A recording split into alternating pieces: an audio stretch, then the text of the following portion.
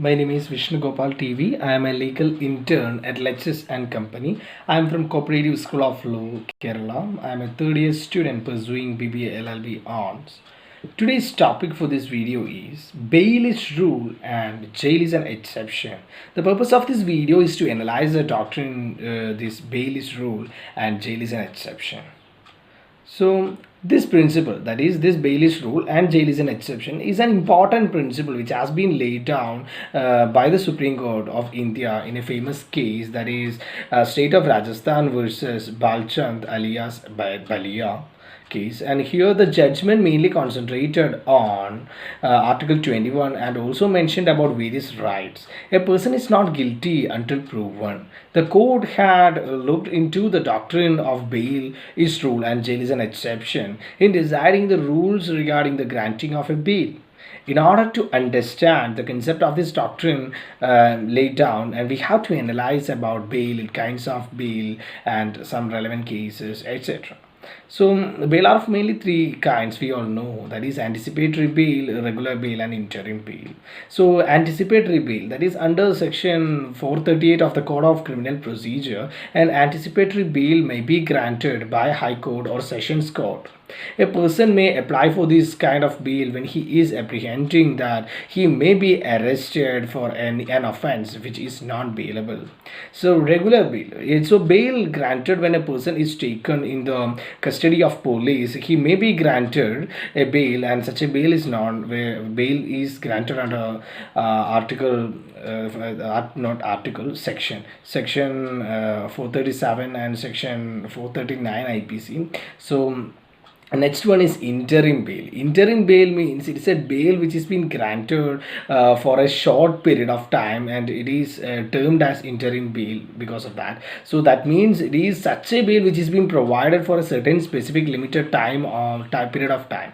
So we have to look on to the things to be taken into consideration for granting a bail. So in two famous cases, that is Prahlad Singh Bhatti versus NCT Delhi, that case, and also in state of Uttar Pradesh versus Armani Tripati case. So here in these two cases, it has been generated the things that should have to be taken into consideration while providing or not providing bail to an accused, and such things include the intensity of the charge and its nature, to check whether there are any such strong grounds under which it is relevant and reasonable to assume that the accused is guilty, the intensity of the punishment of the act that the accused has been assumed or committed, the chance in which the accused, if granted the bail, may escape to somewhere or not, chance to cause danger to the witness, and chance for which the offense is being done again.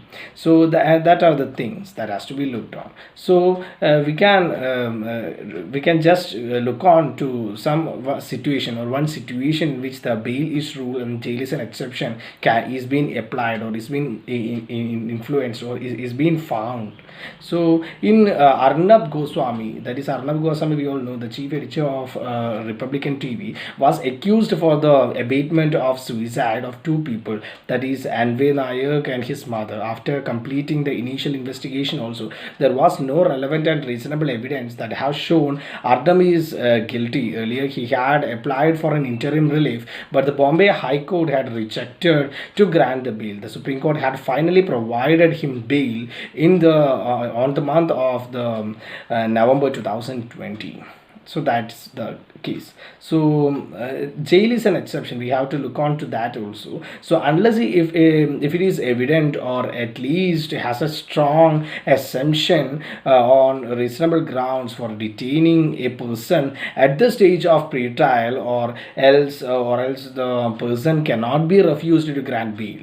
So because if a person who is not assumed to be guilty or reasonable grounds were not allowed for a bail, it becomes clearly a violation of his personal liberty, which is being contained under Article 21 of the Indian Constitution and is against the principle of natural justice also. Hence, there is a need for a balanced approach between the welfare interests of the society and the personal liberty of the person. So, there exists a need for the court not to infringe a person's liberty when he is not found or assumed to be guilty on reasonable grounds. Hence, this doctrine points that a person is detained only if he is found to be guilty, and when he is not guilty or when he is not found to be guilty, he should not be detained and should be granted bail by the court. It becomes clearly evident that a person's rights guaranteed under Article 21 of the Indian Constitution, which is the right to life and personal liberty, cannot be infringed only upon the fact that the person is an accused,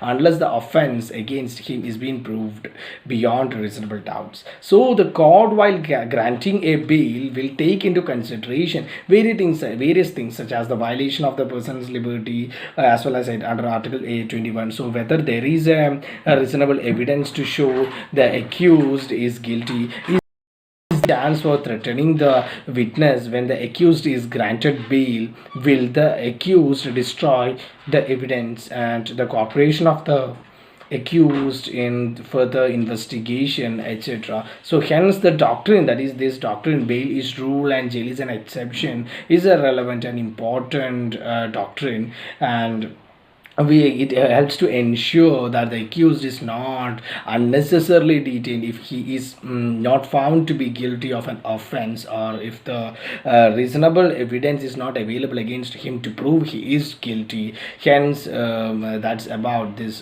doctrine, bail is a rule and there is an exception. So you can like, subscribe and comment on my video, and do like and subscribe our YouTube channel Let's Click.